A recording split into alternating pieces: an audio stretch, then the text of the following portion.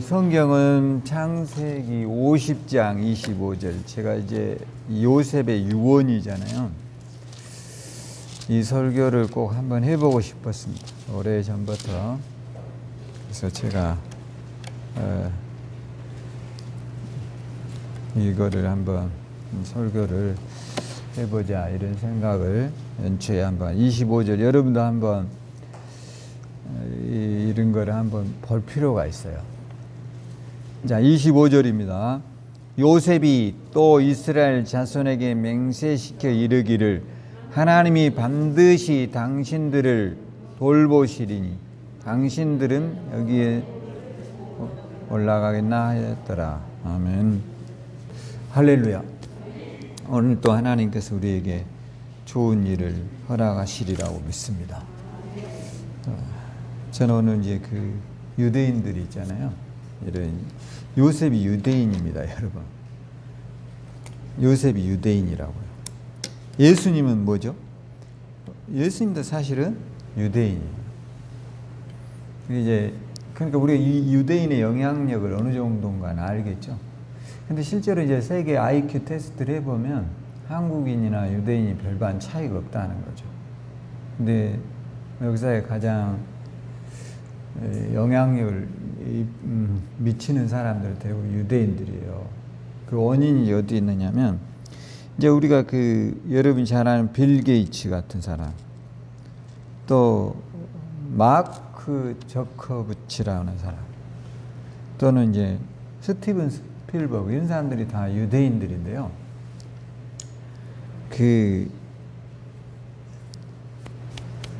여러분 잘 아는 이제 스티븐 스필버그 같은 사람들 영화가 유명하잖아요. 조스, 또 이 사람이 만든 E.T.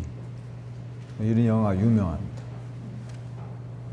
근데 이제 조스라고 하는 영화를 이제 스티븐 스필버그 감독이 이제 만드는 게 이제 상당히 오래된 영화래요. 이게 저도 책에서 읽어본 건데 이 사람이 이제 그 원래 상어를 우리가 촬영하기가 어렵잖아요. 물에 가서 상어 우리말 듣는 게 아니니까. 그러니까 이게 상어를 만들었어요. 만들어서 이거를 이제 실험을 하고 바닷가에 가서 촬영을 해야 되는데 이게 쉽게 거기를 가면 고장이 나더라고요. 그러니까 촬영이 잘 안 되는 거죠. 그래서 이제 연구를 하다가 이거 어떻게 해야 되나. 맨 이제 촬영만 또 거기에 돈이 엄청나게 든 거예요. 그래서 이 사람이 조스라고 하는 이 영화를 만들면서 이제 딜레마에 빠져버린 거예요. 돈은 많이 들고 또 촬영을 하려고 하면 다 고장 나버리고 이 만들어 놓은 세트가 다 고장이 나요. 그러니까 이제 바다에 막상 가서 해보려고 하니까 이게 쉬운 게 아니에요. 그래서 이분이 이제 이런 생각을 했어요. 전환을 한 거예요. 아, 이렇게 해갖고는 이제 영화를 못 만들겠구나. 이게 이 사람의 첫 작품이었답니다. 그래서 이 사람이 발상의 전환을 하는데 어떻게 하느냐. 조스라는 영화를 만들 때 상어가 나오지 않는 영화를 만들어요. 그러니까 공포감을 주는 거죠. 공포감. 여러분 솔직히 귀신이 계속 나오면 별로 안 무섭습니다. 그래서 이 사람이 이 영화를 통해서 최초에 실체가 드러나지 않는 공포를 조성한 영화를 만들어낸 거예요. 처음부터 우리가 계속 이 상어가 나오면 재미가 없잖아요. 별로 두려움이 덜하다는 거예요. 그러니까 이 사람은 이거를 별로 노출을 시키지 않으면서 음향이라든가 이 주변의 환경으로 공포심을 조장해서 상어 이런 공포심이 생기잖아요. 그런 영화로 이게 이제 크게 히트하면서 이제 이 기법이 영화 속에 이게 믹서되기 시작한 거죠. 실제로 여러분들이 어떤 공포 영화 같은 데 보면 어떤 것이 나오려고 하는 게 무섭지 막상 나오면 이제 그 뒤부터는 두려움이 없어져 버려요. 이게 이제 이 조스 영화를 보면 그런 기법이 되어 있다. 이게 이제 스필버그 유대인들이 우리가 생각해내지 못하는 문제를 해결하는 능력이 있어요. 유대인은 이런 생각을 한답니다. 저도 이 책을 보면서 이런 생각을 하고, 유대인은 어떤 문제가 생겼어요. 이 문제라는 게 뭐냐? 여러분, 이런 것도 있어요. 여러분 지금 일례로예요. 땅을 사야 되느냐 말아야 되느냐 이런 생각을 할 때 우리는 이것에 대해서 굉장히 고민을 많이 하잖아요. 땅이 돈 어떻게 사야 돼? 뭐 이런 것에 대한 고민을 할 때 유대인은 이런 생각을 한답니다. 지금 내가 하고 있는 이 고민이 내 인생의 목표에 최종적인 것에서 어떤 영향을 미칠 것인가? 이렇다면 여러분 판단하기가 쉽죠. 그래요, 안 그래요? 내 인생의 최종적인 목표에서 지금 내가 고민하고 있는 일이 어떤 결과를 만들어낼 것인가를 고민한대요. 그렇게 결정을 한다는 거예요, 이들이. 그러니까 우리하고는 좀 다른 거죠. 오늘 여러분들이 한번 생각해. 지금 여러분이 하고 있는 일, 행동이 미래를 결정할까요, 안 할까요? 반드시 한다는 거예요. 오늘 여러분이 혹 진지하게 고민하고 있거나 또 미래에 대해서 이걸 선택에 있어서 아직도 결정을 못하고 있다면 여러분의 마지막에 이 일이 어떤 영향을 미칠 것인가까지 한번 생각해 보면 그렇게 어렵지 않다라는 거예요. 어렵지 않겠죠? 내가 차를 사야 돼 말아야 돼 이런 걸 고민할 때 내 미래를 생각해 봐요. 내가 미래에 가난해질 것 같다 그러면 차 사야 돼요 말아야 돼요? 사야 되겠고 나는 미래에 이 차를 사도 충분히 행복해 그러면 사야 돼요 안 사야 돼요? 사야 되겠죠. 그런 것들에 의한 결정을 유대인들이 하고 있다는 거예요. 우리하고는 좀 다르잖아요, 여러분. 우리는 그냥 그 문제에서만 고민하는데 이게 유대인들이 우리하고는 좀 더 차원이 다른. 그러니까 이제 이런 거예요. 어떤 문제라는 것은 꼭 나에게 고통만을 주는 것은 아닐 수 있다라는 거예요. 그러면 여러분이 지금 이것을 내가 해결할 수 있느냐는 문제를 생각한다면 미래를 생각해 봐요. 그럼 더 집중할 수 있겠죠. 아마 이 직장에 대해서 고민이 돼요. 그러면 여러분이 미래를 생각해 봐요. 그러면 어쩌면 이 선택이, 이 고민이 더 쉽게, 더 빨리 해결되리라고 믿습니다. 할렐루야. 그러니까 유대인이 이런 것을 갖고 있어요. 그러니까 여러분도 오늘 그러면서 저는 이제 요셉이 유대인이잖아요. 그러니까 이들이 요셉은 여러분 우리가 다 알아요. 얼마나 성실한 사람인가. 말로 할 수가 없어요. 그러니까 이제 여러분이 근데 이제 이런 게 있어요. 유대인이었던 나폴리 힐이라고 하는 사람은 열심히 일한다고만 해서 부자가 되느냐 이런 말을 했어요. 꼭 부자라는 게 열심히 일한다고만 부자가 되느냐 그렇지 않다라는 겁니다. 그럼 어떤 사람이 부자가 되느냐? 부자는 부자인 것처럼 생각할 줄 아는 사람이 부자가 된대요. 이게 유대인 나폴리 힐이 하는 말이에요. 그러니까 죽어라고 일한다고 부자 되냐? 제가 오늘 저기 앉아서 텔레비를 보고 있는데 김영철이 가고 있는 동네 한 바퀴 있죠. 안동이 나오더라고요. 그래서 잠깐 이제 보고 있는데 거기에서 한지 하시는 분이 나와요. 한지 아시죠? 우리가 이렇게 나무를 이렇게 해가지고 그거를 두드려 패서 물에다 불려가지고 이렇게 종이를 떠서 이렇게 한 잔씩 하는 게 한지잖아요. 근데 그 아버지가 80을 하여튼 평생을 이 한지만 하신 거예요. 안동에서. 그럼 부자가 됐어야 될까요? 아버지가 허리가 이렇게 됐어요. 이렇게. 그거 하면서 매일. 그런데 부자가 됐을까요? 아니에요. 이제 아들이 물려받아요. 근데 이제 부자라는 것은 여러분 생각해 보세요. 죽도록 일한다고 부자가 되는 게 아니라는 거예요. 어떤 부자다운 생각을 하고 사세요. 오늘부터. 할렐루야. 오늘 여러분이 부유해지기를 주의 이름으로 축원합니다. 저도 마찬가지요. 부자다운 생각을 하라 이 말이에요. 생각은 가난 속에 있는데 어떻게 부자가 되겠어요? 부자처럼 행동하라는 게 아니라 부자처럼 생각하라는 거예요. 그러면 그들이 어떤 생각을 하고 있나 우리한테 안 가르쳐 주거든요. 그와 관련된 책도 많이 보시고 부자들의 습관을 본받도록 노력하셔야 돼요. 할렐루야. 그 방법밖에 없어요. 대부분 이유가 있다라는 거예요. 여러분 우리가 주변에서도 보면 무지하게 일을 많이 하고 평생 일을 했지만 너무 가난하게 사는 사람들이 많아요. 원인은 부자다운 생각을 안 하고 산다는 거예요. 오늘 우리의 생각의 변화와 우리의 생각의 전환점이 이루어지도록 기도하기를 주의 이름으로 축원합니다. 할렐루야. 저는 오늘 요셉의 이야기를 보면서 요셉은 여러분 이제 몇 살에 세상을 떠나냐면 110살에 세상을 떠납니다. 여러분도 이 정도 사시기를 주의 이름으로 축원합니다. 안 사시고 싶은 사람은 그냥 안 사셔도 되고요. 110살 살고 싶지요? 그럼 뭐 여러분 근데 너무 오래 사는 건 나는 지겨워 이런 분도 있을 수도 있어요. 왜냐하면 개인의 의지니까. 근데 중요한 건 요셉은 110살을 살았는데 복 받았어요, 안 받았어요? 어마어마하게 받았어요. 요셉으로 인해서 온 가정이 다 살고 자손들이 그야말로 그 전에는 유목민이었거든요. 떠돌이였는데 이제 정착민으로 살아갑니다. 요셉을 통해서. 그래서 이제 이 요셉은 우리가 본받을 만한 인물인데요.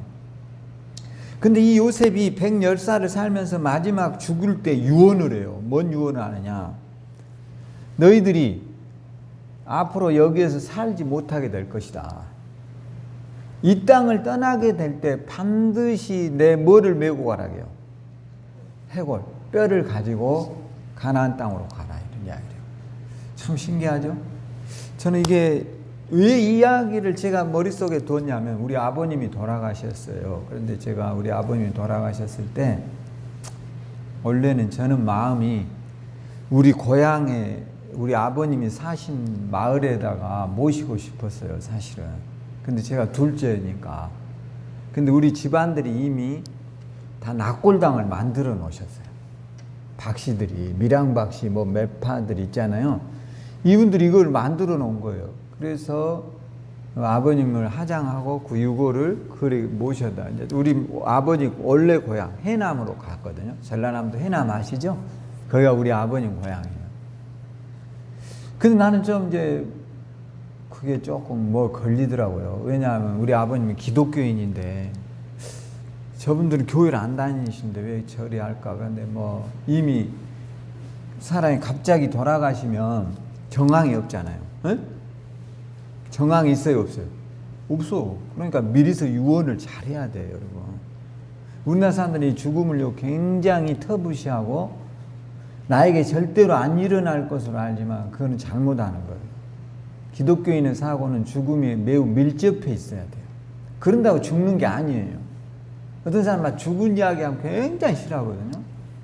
근데 그렇게 생각하면 안 된다고요. 우리는 죽으면 어디를 가요? 어디 가냐고요? 천국 가는데 왜 이야기를 안 하려고 하죠? 참 딜레마예요. 천국을 간다고요. 할렐루야. 여러분 찬송에도 나오잖아. 아픔과 슬픔과 눈물이 없는 어디를 가? 천국을 가는데 그 이야기를 안 한다니까. 또 마이크 안 나와. 할렐루야. 할렐루야. 그러니 이게 딜레마예요. 그러니까 문제가 생기면 어떤 문제로 빠져버리냐면 갑작스럽게 자녀들이 계획도 없이 유언을 받들지를 못해요. 왜요? 그냥 느닷없이 당해버리니까.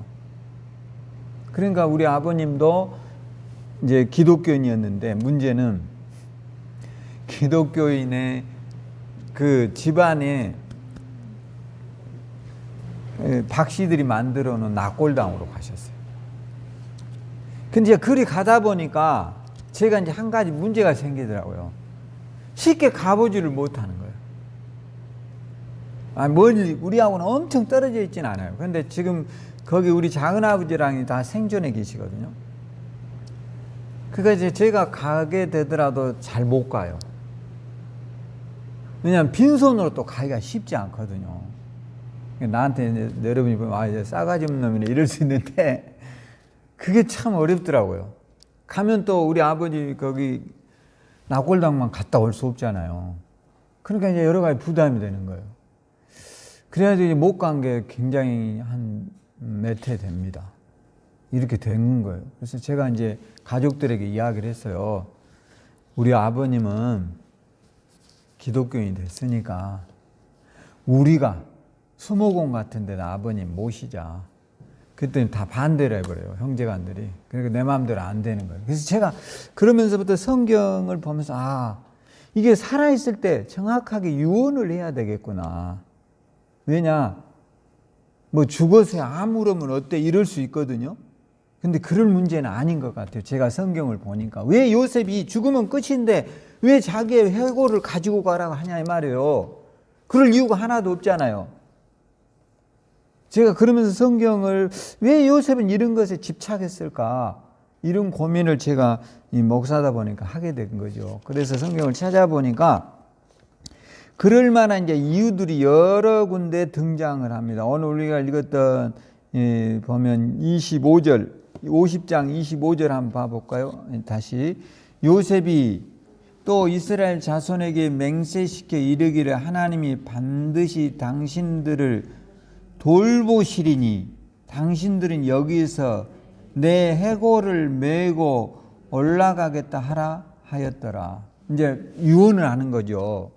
그러니까 요셉은 이제 뭐를 알고 있느냐면 돌보시리니 이 말은 뭐냐면 언젠가는 여기를 뭐하죠? 떠날 것이다라는 예측을 하는 거예요. 그럼 여러분 이런 생각을 해보세요. 요셉에게는 하나님이 특별한 어떤 예지력을 주셨나? 저는 그렇게 생각하진 않아요. 물론 이런 것도 있었어요. 그러나 중요한 것은 그렇게만 보면은 그 사람은 매우 특별한 사람이잖아요. 그나 우리나 비슷한 사람인데 그러면 어떤 것들이 이 요셉에게 이런 미래를 예측할 수 있었을까? 이런 생각을 이제 목사이면서 가져보게 됩니다. 그러면 여러분 요셉의 형제들, 요셉의 후손들이 이게 자그마치 430년 그러니까 대략 한 400년 이후에 일어난 일입니다. 그리고 실제로 이제 출애굽을 하게 되죠. 13장. 출애굽기 13장 19절 가보세요. 13장 19절. 이제 출애굽을 하게 될 거 아니에요. 애굽에서 탈출을 할 때 19절에 보면 13장 19절. 자, 모세가 요셉의 유고를 가졌으니 이는 요셉이 이스라엘 자손으로 단단히 맹세하게 하여 이르기를 하나님이 반드시 너희를 찾아오시리니 너희는 내 유고를 여기서 가지고 나가라 하였습니다. 할렐루야. 자, 여러분 지금 탈출을 해야 돼요. 애굽에서 도망가는 거예요. 그런데 요셉의 유언이 굉장히 강력했어요. 그런데 요셉의 유고를 지금 안고 가는 사람이 누구예요? 모세가 이거를 챙기는 거예요. 모세가 그럴 새가 어디 있어요? 솔직히 말해서. 모세 바빠요, 안 바빠요? 얼마나 바빠요, 지금. 지금 뭐라도 금붙이라도 하나 가지고 가서 먹고 살 생각을 해야지. 왜 거기서 요거를 가져가냐 이 말이에요. 근데 이게 요셉의 뭐예요? 유언이 뭐예요? 마지막 부모의 말이라 이 말이에요. 그러니까 여러분도 여러분이 총기가 있을 때, 여러분이 의지가 있을 때, 여러분이 사고할 수 있을 때 유언하는 게 좋아요. 할렐루야. 너무 우리는 유언을 죽음이라고만 생각하는 게 아니에요. 죽음은 삶의 연장이에요. 할렐루야. 죽음은 삶의 뭐라고요? 연장선이다 이 말이에요. 이제 여기에서 낡고 다 못 쓰게 된 집은 이제 쓸 수가 없으니까 새 집으로 뭐 해야 돼요? 이사 가는 거예요. 이제 이 땅의 것이 필요가 없으니까 유언을 해야 될 거 아니에요. 그런데 해요, 안 해요? 안 하고 갑작스럽게 오는 거예요, 우리는. 근데 요셉은 이 유언을 400년 전에 해놨어요. 근데 이 유언에 대해서 누가 가장 충실하게 이행하느냐? 이 시대의 가장 위대한 지도자였던 모세가 하는 거예요. 그럼 이 유언의 결과가 가나안에서 성취되느냐? 됩니다. 놀라운 사실은. 여호수아에서 이제 가나안에 들어가잖아요. 여호수아 한번 봐보세요. 그래서 제가 성경을 보면서 감탄하게 된 거예요. 아하, 이게 엄청 중요한구나. 이거를 제가 여호수아 24장 32절 같이 한번 읽어봐요. 또 이스라엘 자손이 애굽에서 가져온 요셉의 뼈를 세겜에 장사하였으니 이곳은 애굽이 뭐라 했어요? 야곱이 100 그리스티를 주고 세겜의 아버지 하몰의 자손에게 산 바치라. 그것이 요셉의 자손의 기업이 되었더라. 야곱이 이제 이미 예전에 100 크시타에 이제 샀다 이 말이에요. 돈을 주고 산 땅이에요. 여기에 누구를 안치하는 거죠? 요셉을 안. 놀라운 사실이에요, 이게. 그러니까 여러분 유언을 잘 하라는 거예요. 할렐루야. 유언을 언제 해야 될까요? 여러분 유언을 언제 해야 돼요? 그렇죠. 가장 건강할 때. 하셨죠? 뭐 그런 데서 10대 유언하라는 게 아니라 언제 해야 돼요? 한 80 정도면 유언하고 90 정도 되면 하셔야 돼요. 할렐루야. 할 것도 없으니까 우리는 안타깝죠. 할 것이 있는 유언이 있기를 주의 이름으로 축원합니다. 할 것이 없는, 나는 할 게 없어요. 여러분 제가 그런 말 했잖아요. 유대인들은 태어날 때 가난한 것은 부끄러운 게 아니지만 세상을 떠날 때 가난한 것은 뭐라고요? 부끄러운 일이라고 생각한대요. 여러분에게 유언할 것이 있기를 주의 이름으로 축원합니다. 늦지 않았어요. 근데 놀라운 사실, 제가 성경을 보면서 이 말한 대로 된다는 거예요. 근데 요셉의 형제들, 요셉을 따라서 이집트로 갔던 사람들이 11명, 요셉과 12명이고 아버지 대략 한 70여 명의 사람이 내려갔거든요. 근데 여기에서 이 유언을 충실하게 이행한 사람 딱 한 명밖에 없어요. 누구예요? 요셉의 형제들 유언을 가져가요, 안 가져가요? 안 가져가요. 이 사람들 유언을 안 했어요. 놀라운 사실, 유언을 안 했다는 거예요. 뭘 안 했다고요? 유언을 안 했어요. 유언을 했으면 반드시 가져갈 거 아니에요.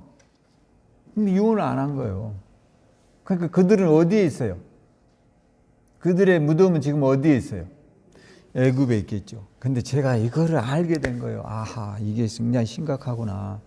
이래서 우리가 요셉처럼 요셉을 통해서 우리의 인생을 벌 필요가 있구나. 그럼 여러분 야곱은 어떻게 됐을까요? 야곱이요, 놀라운 사실은 창세기 49장에 가보세요. 그러니까 이런 사람들은요 뭔가 있는 사람들이야. 30절 봐보세요. 30절. 야곱이 누구입니까? 야곱도 애굽으로 내려갔습니다. 그런데 야곱이 죽었어요. 죽을 때 유언을 해요. 뭐라고 하냐? 자, 이 굴은 가나안 땅 마므레 앞 막벨라에 있는 것이라. 아브라함이 햇사람 에브론에게 밭과 함께 사서 그의 매장지를 삼았으므로. 31절. 아브라함과 그의 아내 사라가 거기 장사되었고 이삭과 그의 아내 리브가도 거기 장사되었으며 나도 내 아를 그곳에 장사하였노라. 이 밭과 거기 있는 굴은 햇사람에게서 산 것이니라. 야곱이 아들들에게 명하기를 마치고 그 발을 침상에 모으고 숨을 거두니 그곳에 백성들이 에게로 돌아갔더라. 야곱도 죽을 때 유언을 해요. 뭐를 한 줄 아세요? 반드시 나를 내 조상들이 있는 가나안 땅에 묻어주라는 거예요. 놀랍죠? 그러니까 야곱이 갔고 요셉이 갔는데 나머지 11명 유언해요, 안 해요? 안 해. 안 했다니까? 그러니까 어떻게 됐어? 거기 묻힌 거예요. 이게 중요하다는 거예요. 제가 이게. 그런데 이것보다 더 중요한 거 있어요. 그럼 요셉이나 야곱이나 이런 사람들은 왜 이런 것에 집착을 했을까? 제가 이제 목사니까 이런 생각을 해볼 거 아니에요. 왜 굳이 뭐 죽은 다음에 뭐 뼈가 뭔 소양 있어? 우리는 그렇게 생각한단 말이에요. 근데 왜 이 사람들은 그런 것에 집착을 했을까? 제가 죽으면 삶의 뭐라 했죠? 연장이라. 이제 여기가 1라운드라면 천국에서 2라운드가 시작돼요. 오늘 여러분과 저에게도 천국에 대한 소망이 날마다 자라도록 기도하세요. 할렐루야. 근데 이제 이렇게 야곱과 요셉이 가나안 땅, 사실 요셉은 이집트에서 국무총리의 자리에 올랐어요. 요셉이 거기서 죽으면 무덤이 어떨까요? 네? 여러분 우리나라 대통령들 무덤 한번 봐보세요. 국립현충원에 나오는 그 사람들 무덤이 얼마나 여러분이 살고 있는 집보다 몇 배 커요. 몇 배. 아시죠? 왜 그런 사람들 무덤이 커요? 네? 다른 사람들은 그야말로 1.5평에 대부분 누워있는데 이 사람들은 막 광활한 몇백 평 땅에다 그 서울 좁은 공간에 왜 이 사람들의 묘는 이렇게 커요? 그만큼 우리나라 이 동양 문화라든가 전 세계적으로 죽음의 무덤이 큰 거는 권위를 상징하는 거예요, 이게. 여러분 신라 같은 데 봐보세요. 무덤이 어때요? 엄청나잖아요. 여러분 경주 가보셨죠? 산이에요, 산. 이건 아무것도 아니야. 중국의 진시 황제는요, 무덤이 그야말로 웬만한 이 천안 시내만 해. 그렇게까지 하고 살았어, 옛날 사람들은. 요셉이, 여러분, 요셉이 이집트에서 얼마나 성공했어요? 상상할 수 없는 성공. 아주 어마어마한 대우를 받았죠. 요셉이 없이는 나라가 이끌어가지 못할 정도로 성공한 사람이에요. 그를 넘을 사람이 아무도 없었어요. 그만큼 바르고 온전한 사람이 없었다라는 거예요. 그렇다면 그 요셉이 그 정도의 지위라면 죽음의 무덤도 어떨까요? 어마어마했겠죠. 안 그러겠습니까? 이집트에서는 요셉을 나라를 살린 영웅으로 취급을 했으니까. 왕이 그렇게 인정을 했잖아요. 그런데 왜 요셉은 거기를 그렇게 버리고 가나안을 갈까? 제가 이 역사를 뒤집어 봤어요. 제가 이제 첫 번째로 본 것은 뭐냐면 이게 철저한 교육에서 온 거예요. 이 교육이 뭐냐면 아브라함으로부터 이어져 내려올 때 이런 게 있습니다. 아브라함이요, 창세기 12장 2절에 한번 가보면 하나님께서 아브라함을 이제 지금의 이라크죠. 여기가 이제 우리가 보면 갈대아 우르의 땅입니다. 자, 1절부터 볼까요? 여호와께서 아브라함에게 이르시되 너는 너희 고향과 친척과 아비집을 떠나 내가 내게 보여줄 땅으로 가라. 내가 너로 큰 민족을 이루고 내게 복을 주어 내 이름을 창대하게 하리니 너는 뭐라 했죠? 복의 근원이 될 것이다. 이렇게 해서 이제 아브라함이 이 고향을 떠나게 되는데 그 고향을 떠나면서 이 아브라함이 뭐를 하게 되냐면 이제 그 갈대아 우르에서 떠나게 되죠. 아브라함이. 그리고 새로운 정착지인 가나안 땅으로 가요. 가나안으로. 그 가나안 땅으로 가게 되는데 이제 가나안 땅에 가서 창세기 23장 16절에 보면 한번 여기에 보면 이제 아브라함이 어떤 사람인가가 나와요. 아브라함이 이제 이 지역에서도 굉장한 리더가 됩니다. 사실 아브라함 단 한 명이고 이미 거기에는 시족들이 형성돼 있었거든요. 20장 16절에 보면 아브라함의 아내 사라가 죽었을 때 그 지역의 사람들이 아브라함에게 그 무덤을 무상으로 준다고 그랬어요. 너 무상으로 줄 테니까 그냥 해. 왜냐 당신이 오고 우리 마을이 당신의 하는 일을 따라가면서 우리가 복을 받았으니까 당신은 우리의 리더다. 그냥 공짜로 쓰고 알아서 당신 마음대로 해. 이렇게 이제 선의를 베풀어요. 그 마을 사람들이. 그때 아브라함이 했던 처신을 보면 참 놀랐습니다. 16절. 자, 아브라함이 에브라의 말을 따라 헤브론의 헷 족속이 듣는 데서 말한 대로 상인이 통용하는 은 400세겔을 달아 에브론에 주었더니 그렇게 해서 이제 그런데 이제 쉽게 말하면 이런 말이에요. 11절 같은데 내 주여 그리 마소서 내 말을 들으소서 내가 그 밭을 당신에게 드리고 그 속의 굴도 내가 당신에게 드리되 내가 내 동족 앞에서 당신에게 드리오니 당신이 죽을 자를 장사하소서. 아브라함이 이에 그 백성 땅의 백성 앞에서 몸을 굽히고 그 말이 뭐냐면 그냥 무상으로 쓰라는 거예요. 근데 아브라함이 2번이나 거절을 해요. 돈을 주고 사겠다는 거예요. 이게 놀라운 사실은요. 이게 사문화되어 있잖아요. 네?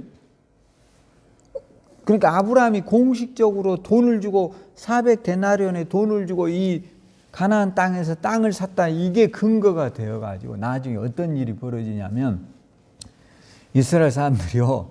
자기의 본향을 어디라고 그래요? 거기를 근거지로 두는 거예요. 놀랍죠? 성경 지명이 있어요, 없어요? 있다니까, 여러분. 놀라운 거예요, 이게.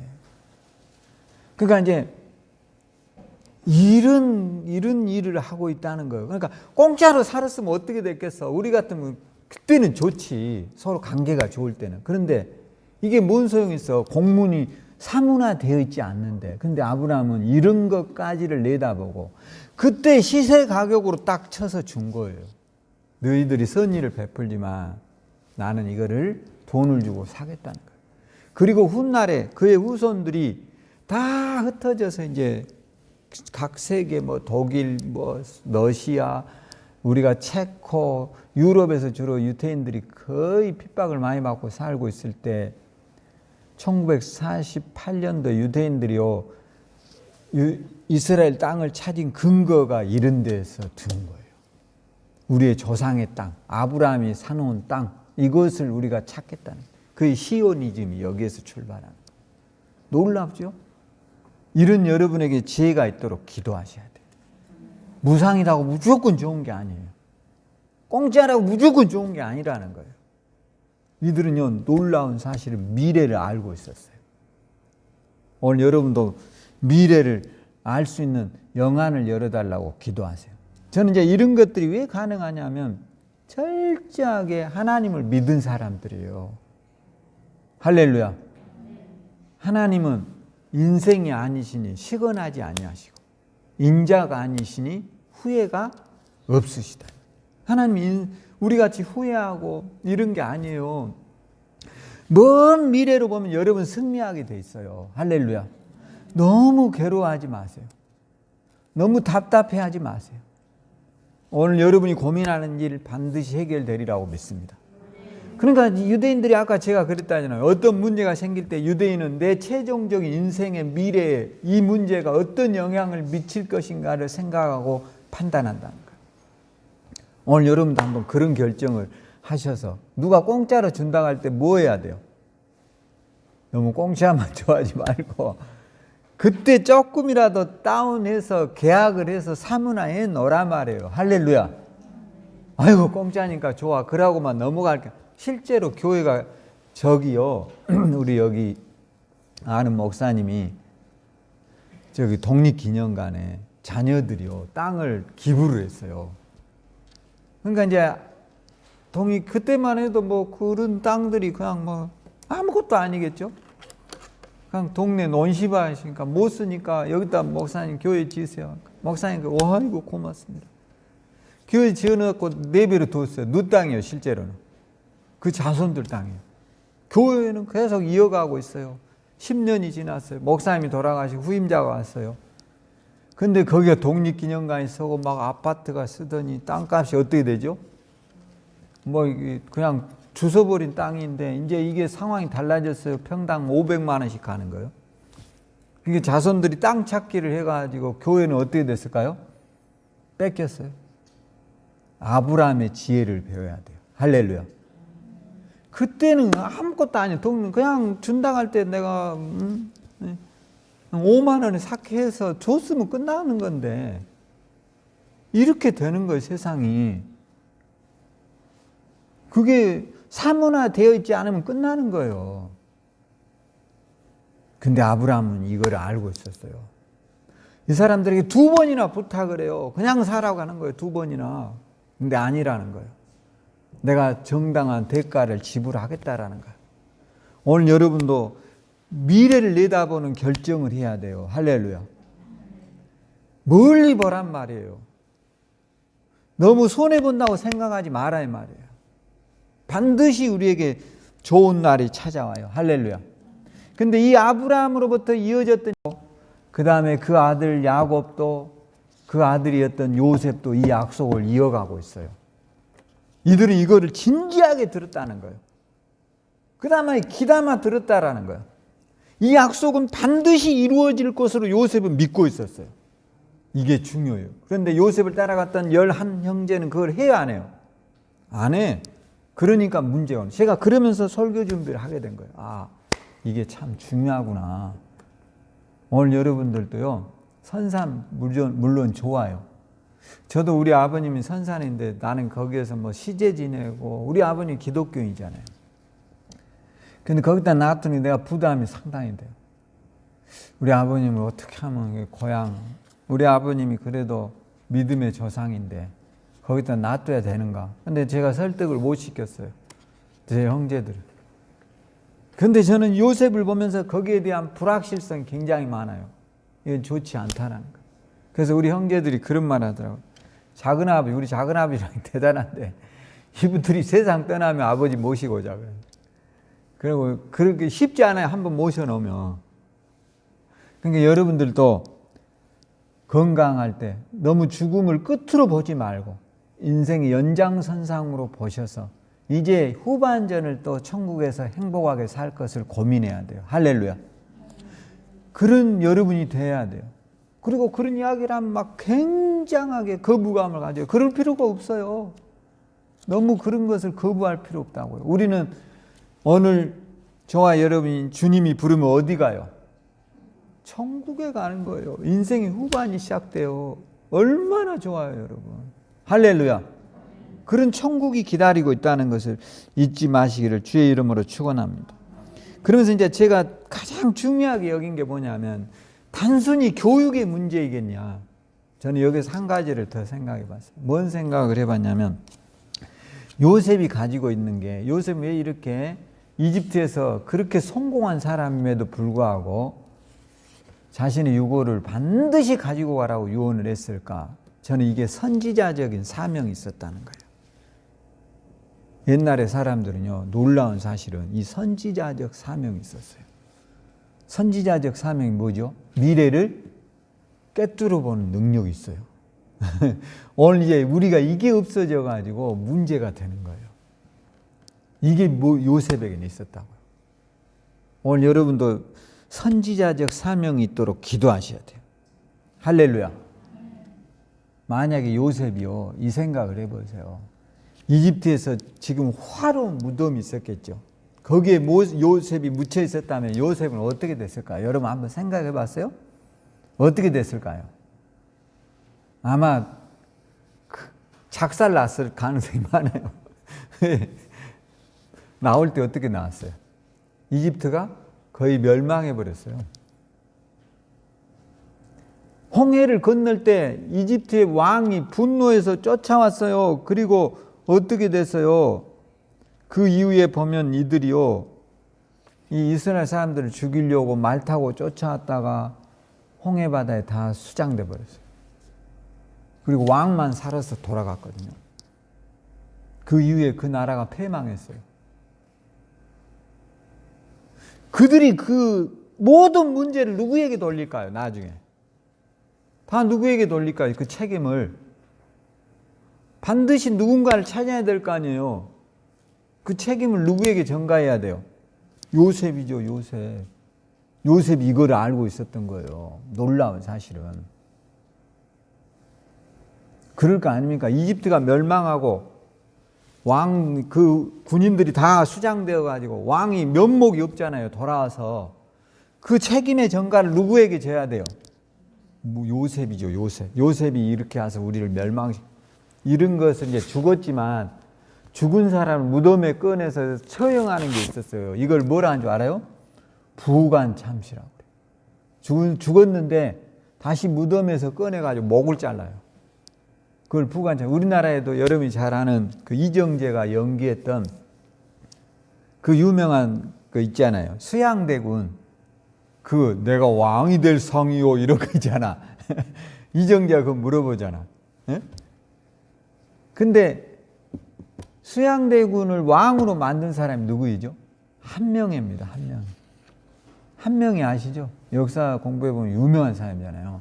한명회가 수양대군을 왕으로 만들어요. 근데 그때는 부귀영화 공명을 누렸지만 한명회가 우리가 잘 아는 그 연산군 때 그 한명회, 그러니까 이제 수양대군이 잘 아는 우리가 보면 단종 있죠. 저기로 유배됐잖아요. 강원도로. 그래서 죽었던 그 단종, 세종의 손자가 단종입니다. 세종의 아들이 수양대군이고, 원래는 단종이 왕위를 이어받아야 되는데 이 애를 쫓아내버리고 수양대군을 왕으로 앉힌 사람이 한명회인데요. 한명회가 나중에 연산군 때 무덤을 꺼내가지고 목을 잘라서 길거리에다가 걸어놨어요. 그게 영화에도 나옵니다. 뭐에 나오냐면, 사주 보는 영화 있었잖아요. 그, 송강호가 연기한 거. 예? 간상에 나와요. 간상에 한명의 목이 잘려져서 걸리는 그런 게 나온다고요. 그 근거 없는 이야기가 아닙니다, 여러분. 만약의 경우에 요셉이 거기 있었으면 요셉 어떻게 됐어요? 100% 부관 참시가. 근데 요셉은 이걸 알고 있는 거예요. 이게 선지자적 사명이 있었다는 거예요. 오늘 여러분들이 기독교인이에요. 크리스찬이에요. 근데 여러분이 죽은 이후에 물론 인생의 이 막은 천국에서 시작되지만 이 땅에서 안 믿는 사람이 날마다 제사 지내고 굿하고 거기 와서 술 부어놓고 이게 좋아요? 찬송 들으는 게 좋겠지. 할렐루야. 나는 그럴 것 같아요. 그래서 우리가 유언을 좀 건강할 때 하는 게 좋다라는 거예요. 할렐루야. 할렐루야. 우리는 막 이런 말만 하면 굉장한 잘못된 거.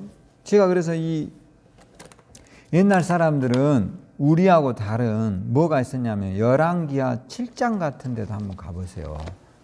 선지자적 사명이 있었어요. 선지자적 열왕기상. 우리가 이게 없어가지고 지금 열왕기하 7장 엘리사가 등장합니다.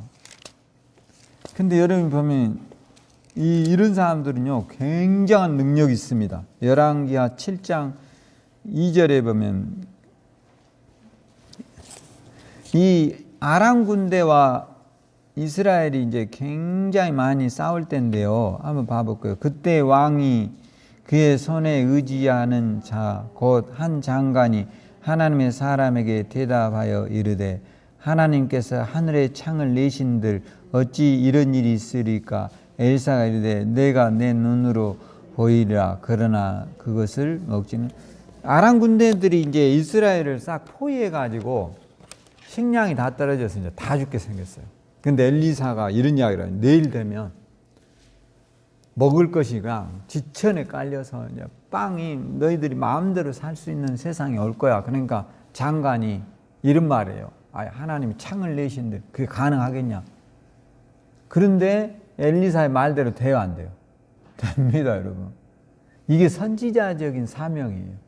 왜 오늘날 우리가 이렇게 선지자적인 사명이 없느냐 하면 원인은 다른 데 있지 않아요. 우리가 너무 내 개인적인 기도에만 치중하는 거예요. 잘 먹고 잘 살고 부자 되고 이런 것만 기도하니까 우리의 영안이 다 어두워져 버렸어요. 오늘 좀 더 거국적으로 기도하세요. 할렐루야. 나라를 위해서도 기도하고 우리의 젊은이들이 잘 되기를 위해서도 기도하고 할렐루야. 하나님의 나라가 더 확장되기 위해서 기도해야 되는데 이런 고민을 하지 않아요. 지금 우리의 교회들이 봐보세요. 저도 굉장히 목사지만 화납니다.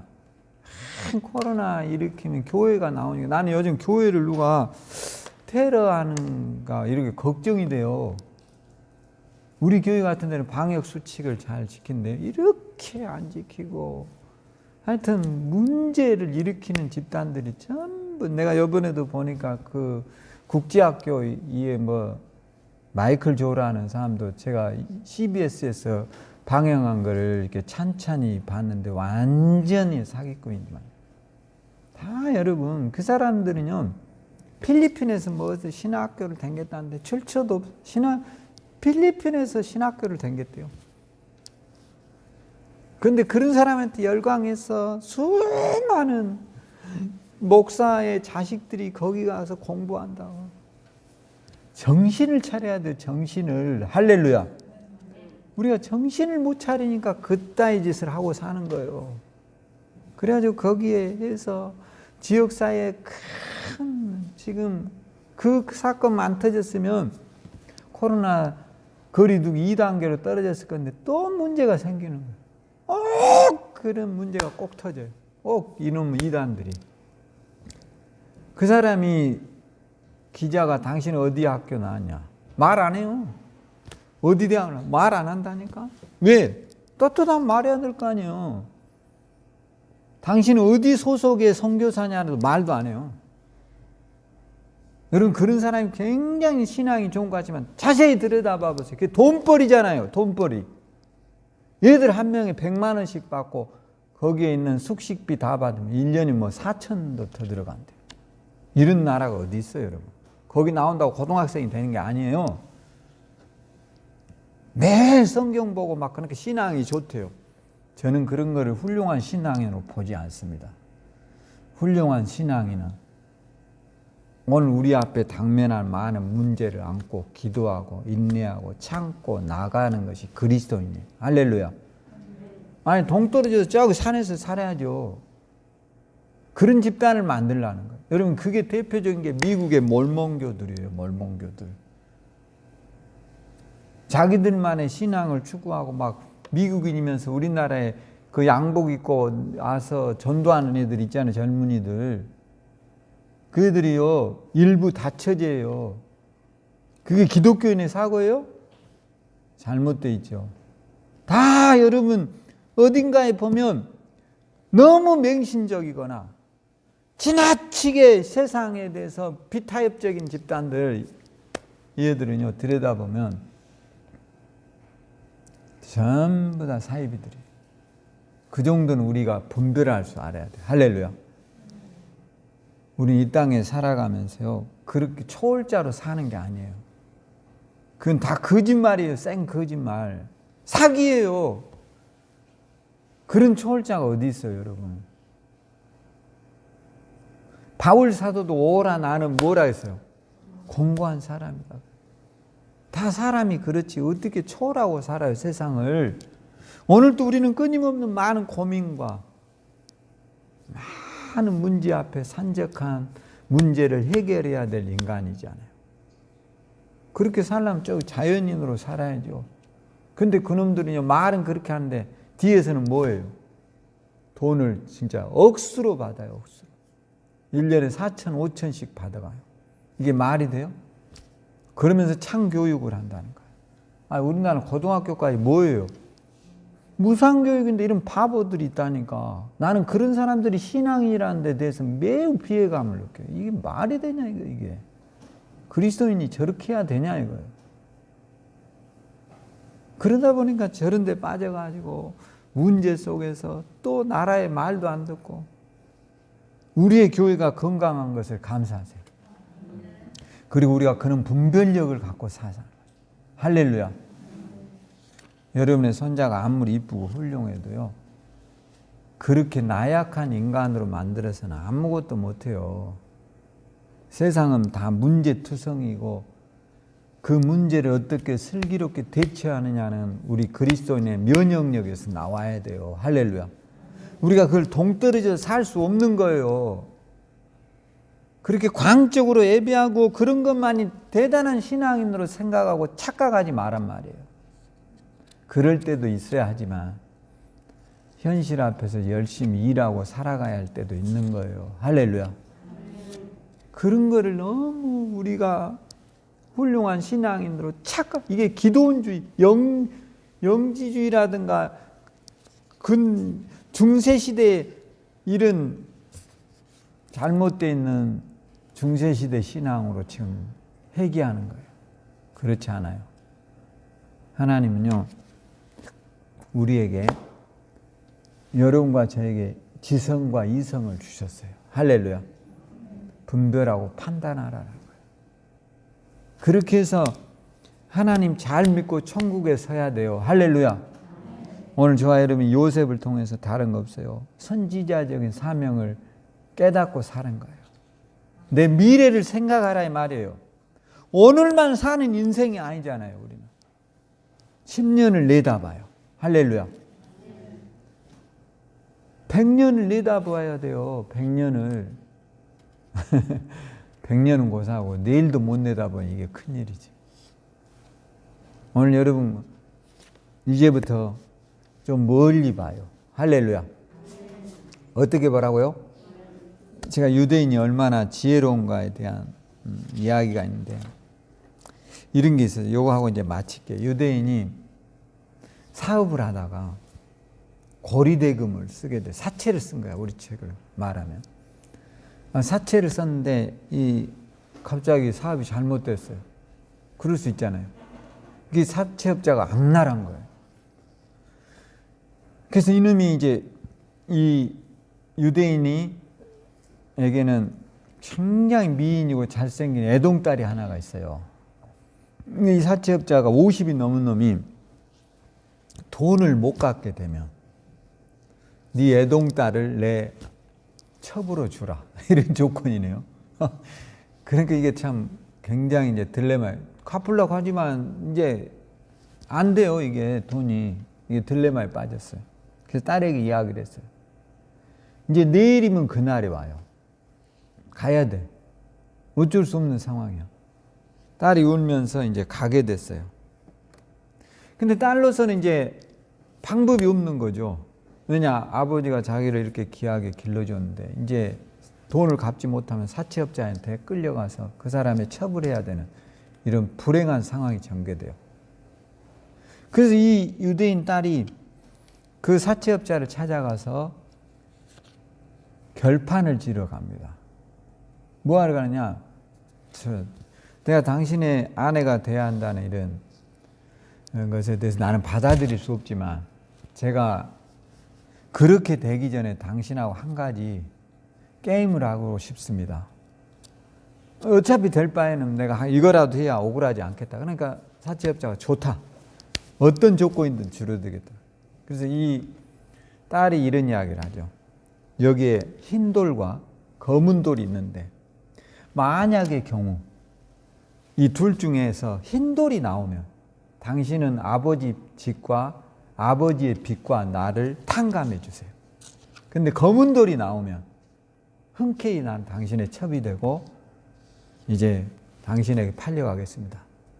사채업자가 들어보니 그럴만 하잖아요. 좋아. 그리고 사람들을 모아놨어요. 근데 사채업자가 교활하거든요. 마당에 있는 흰 돌과 검은 돌을 이 소녀의 주머니에다 넣어줘야 되는데, 이놈이 교활하다 보니까 딱 봐가지고 검은 돌 2개를 딱 넣어줘요. 여기에다 넣어줘. 그러면 빼내면 어떻게 돼? 다 검은 돌이잖아. 이거를 이 유대인 딸이 알고 있어요. 교활한 놈이지. 사채업자들이 보통 놈이 아니잖아. 여러분, 사채 안 쓰기를 주의 이름으로 축원합니다. 죽어요. 그러니까 이 유대인 딸이 딱 느낌으로 아는 거예요. 이 교활한 놈이 절대 흰돌 검은 돌을 넣을 리가 없다. 이게 50%잖아요. 50%면 반반이니까 확률상 나올 가능성이 굉장히 많아. 그러잖아요. 하나님 은혜면 어쩌면 흰돌이 나올 거야. 그런데 여기에 뭐가 들어가 있어? 검은 돌 2개가 돼. 여러분 같으면 어떻게 하겠어? 야, 이 도둑놈아, 이럴 수 있잖아. 그런데 이 사람은 그렇지 않아요. 고민을 한 거예요. 그러더니 눈을 감아. 내 눈을 감게 해주세요. 눈을 봉했어요. 사람들이 보고 있어요. 그러더니 주머니에서 하나의 돌을 꺼내서 많은 돌멩이가 있는데 아무도 보지 못하게 확 던져버렸어요. 하나를 딱 던졌어. 그리고 사람들을 향해서 이렇게 했었어요. 여러분, 저분이 아마 틀림없이 저에게 준 돌은 흰 돌과 검은 돌일 것입니다. 그런데 만약에 제 주머니에서 검은 돌이 나온다면 제가 버린 돌은 흰 돌이 될 거예요. 그래서 이렇게 딱 주머니에서 냈더니 이 돌이 무슨 돌이죠? 검은 돌이야. 그래서 여기서 빠져나왔대요. 놀랍죠? 이게 유대인들의 지혜예요. 오늘 여러분들 이렇게 지혜로운 인생을 살기를 주의 이름으로 축원합니다. 기도하겠습니다. 하나님 은혜를 감사합니다. 오늘 우리가 어려운 문제 앞에서도 선지자적 사명을 가지고 미래를 보게 하시고 내 10년 후, 100년 후를 생각하며 우리의 인생에 중요한 일의 결정이 이루어지도록 축복하시고 오늘 요셉이 자기의 유고를 후손들에게 반드시 가지고 가라고 한 것처럼 그의 예언이 성취된 것처럼 우리를 또한 믿음의 역사를 이룰 수 있도록 늘 그리스도인으로서 우리의 삶을 돌아보고 또 미래를 생각하는 그리스도인들이 되게 하옵소서. 오늘도 하나님 앞에 감사하며 예수님 이름으로 기도합니다. 지금은 우리 주 예수 그리스도의 크신 은혜와 하나님의 극진하신 사랑하심과 성령의 내주 충만한 역사가 오늘 우리에게 선지자적 사명이 회복되며 우리의 미래가 천국에서 더 평안함과 안식을 누릴 수 있다는 믿음과 확신을 갖는 우리 성도들에게 지금부터 영원토록 주의 지켜주심과 인도하심이 함께하기를 간절히 축원드리옵나이다. 아멘. 할렐루야.